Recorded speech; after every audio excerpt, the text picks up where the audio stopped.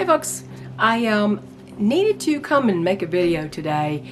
I didn't need to do it today, but I had a video I was trying to refer to somebody, and for some reason it's disappeared from my channel. I don't know where it is. I don't know what would have been gotten rid of it. What if it was probably on my part? I mean, because YouTube doesn't remove anything unless they rub it in and tell you why they removed it normally. But it's just probably some housekeeping error. Got deleted when it shouldn't have.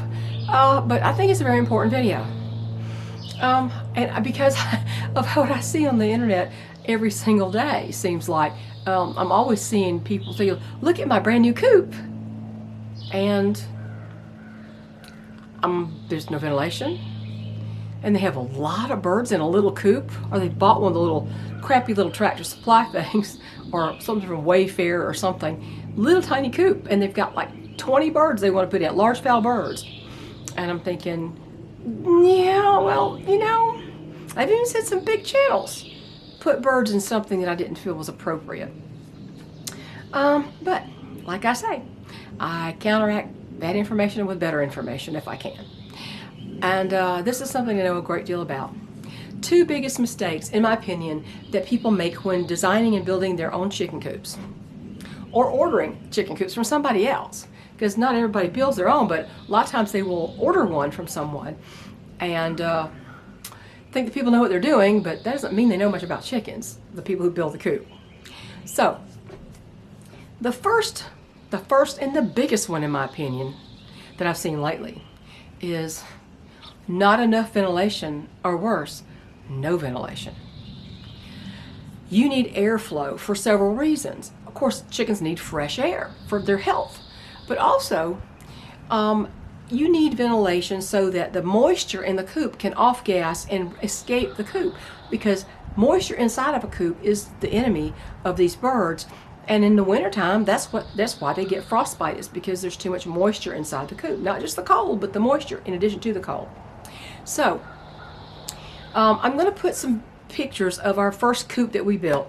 Now, we built it a different design than a lot of. We have a I don't even know what you call it anymore. I've forgotten.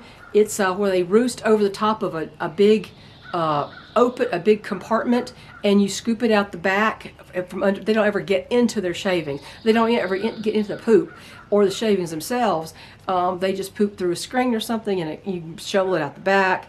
I forgot what that's called. I don't even remember now. But that's the way it was designed, because I was only going to have just a handful of birds. And later we did an addition onto our 8x8 coop. Our coop was 8 feet by 8 feet.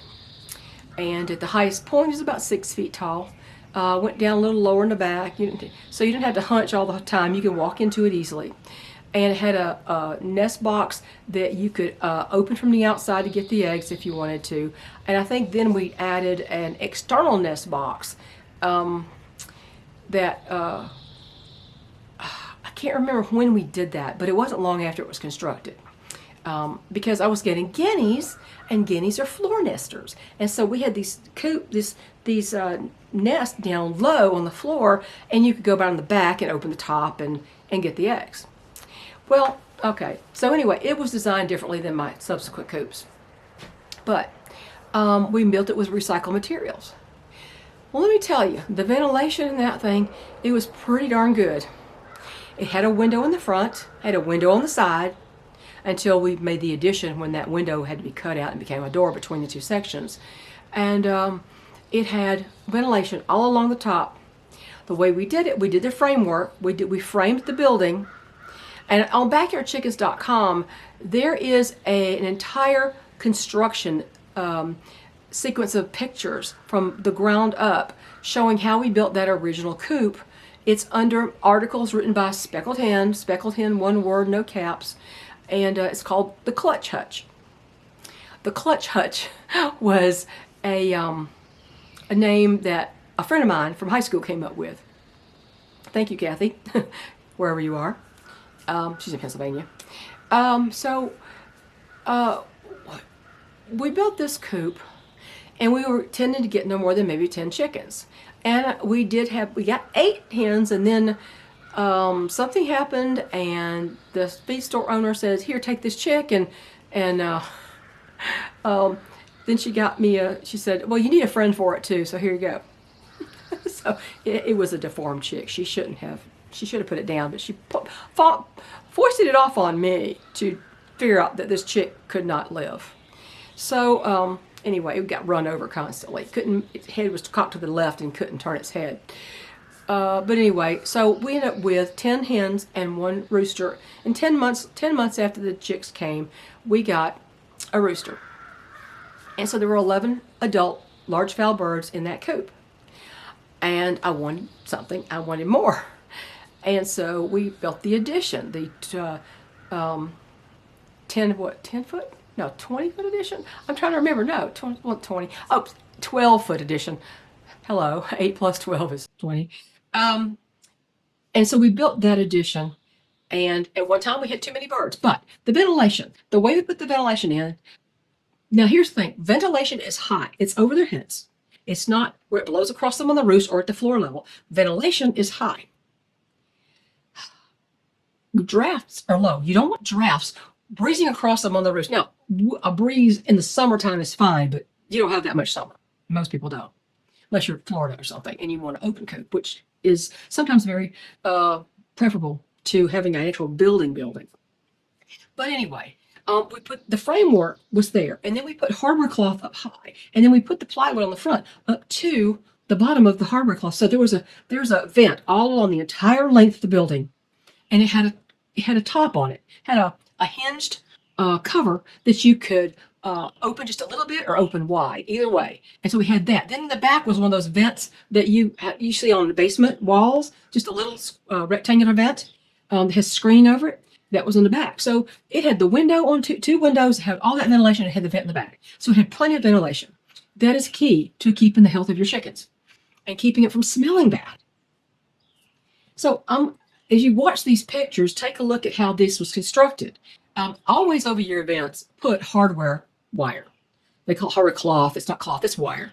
And make sure it is either no bigger than the 1/2 inch hardware cloth, or preferably the 1/4 inch. But 1/4 inch tends to gather dust, and there's a lot of dust that comes with chickens. So I would make sure that hardware cloth is attached with screws and washers, not staples. Raccoons can rip staples out, no problem. A big boar raccoon is a very strong animal. And you don't want to see what happens when one gets in your coop, if you haven't already. So ventilation, key. The second mistake I see people make is the size of the coop for the amount of birds that they have. And they don't make room for other birds that are going to show up, because people underestimate how much they enjoy this animal, and they end up wanting more, want to try more breeds or whatever. And so they get more. Only one time did we have too many birds in a coop. Not for a long time, because I did the numbers. I got rid of a couple of roosters, and Isaac killed his son Indy, and that lowered that down. And then one of Hawkeye's my first rooster. One of Hawkeye's sons went to live with a friend of mine on the other side of Atlanta. And so the numbers did go down. It wasn't crowded for long, but when you build a coop, and I'm talking about the building itself, not the run outside, but the building itself, make sure that you have at least 5 square feet per bird. Some people think that's a lot. If you look at requirements, if AI tells you something, they'll probably say 2 square feet per bird. You know what that is? That's commercial flocks. They're in cages crammed together. That's not adequate for a flock that has to spend a lot of its time. They'll maybe live a long life, and you want them to be healthy, and you want them to produce your eggs and all that. You need to have some room. And also, when they get squabbles, the ones that are getting beat up on need a place to get away from everybody else. If they're too crowded, you're going to have birds pecking at each other. You're going to have injuries. You're likely going to have feather picking from they may not have enough protein in their diet. Then if they're too crowded, they're going to pick at each other. And the best thing to do is have at least 5 square feet per bird inside the building itself. My chickens right now have far more than that in each pen. Each pen has a lot, probably 8-9 square feet per bird in the pens. And as the numbers in each pen goes down, that pen have more square feet. The best thing is don't ever crowd your chickens, never. And it kills me when I see these little teeny Tractor Supply coops, and outside in the pen that it's attached to, there's probably 10 big birds. It's like, how do they even get in there? They're going to be crowded. It's going to smell. It's going to build up ammonia. So I suggest 5 square feet per bird, at least, minimum, inside the building, and at least 10 square feet per bird outside in the pen.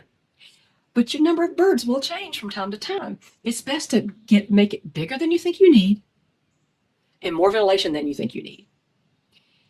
So trust me on that. You don't want to, I've heard suggestions made that if they're going to spend a lot of time outside, they don't need that big a coop. I beg to differ about that. My personal opinion, but it's worked for me here. They may spend a lot of time outside in good weather, but what if it's sub-zero or it's hurricane-like winds and rain, and they have to be inside. They want to be inside. What happens then?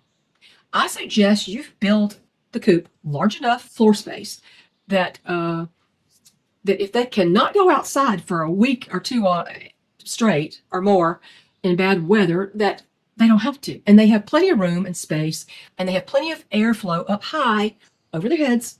That's ventilation. Remember, drafts are low, ventilation is high. And so those are the 2 biggest mistakes in general. And so hopefully I put some pictures along the way here. And of course, later on, we did change the design of that big compartment where they pooped over that we cleaned out the back. We made design changes because it didn't take us long before we were getting, just say before chicken math got the better of us. And at one time in the 8x20 coop, I had 55 birds. And that is like 3 point, I don't know, forgot. Yeah, whatever. It's slightly less than 4 square feet per bird. It was rather crowded. Now they went outside, they free range and all that kind of stuff. However, there were times when they did not go outside. So it didn't stay that way for very long. I knew it was too many birds in that one building.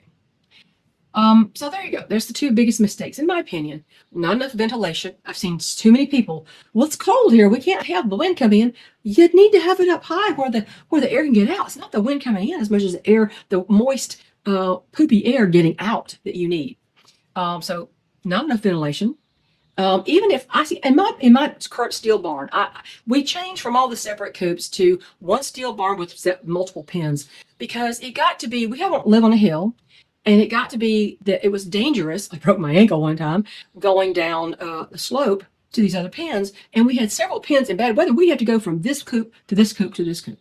At the time, we had like 3 or 4 coops, all separate. And so in bad weather, in the slippery weather, it was a little dangerous. And it was very unpleasant. So we put them all in one building. And in that 20 by 24 foot building, we have 5 windows, 3 on one side, 2 on the other.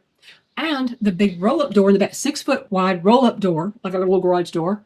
At the very top of it, to roll, it has a gap that's 2 inches by 6 feet wide. So that is always open. You can't close that up unless you never use the door again. So that's always open. So even in the coldest weather, they still have ventilation coming into and out of the barn.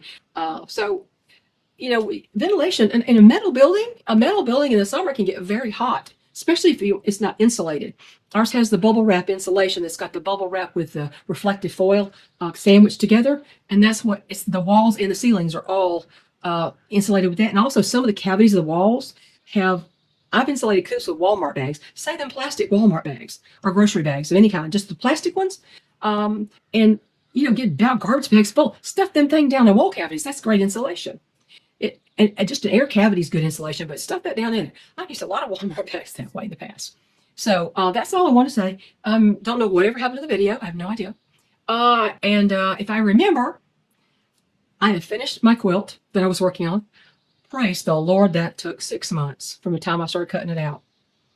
Only because I was feeling so rotten for so many months and couldn't stop coughing. And you can't free motion quilt and keep control when you're hacking your lungs out. So I had to take a lot of breaks, and I kept trying to get back to it. And let's just call it persistence through adversity, patience and persistence. Because I thought if I stopped entirely, I would never get back to it. Who else is going to finish it but me? There's nobody else who can finish it. So anyway. So if I haven't, whatever pictures I haven't put up here within the video, I'll probably put some more at the end, and I'll put a picture of the quilt that I completed. So have a great day, everybody. Thanks for listening. Bye. you.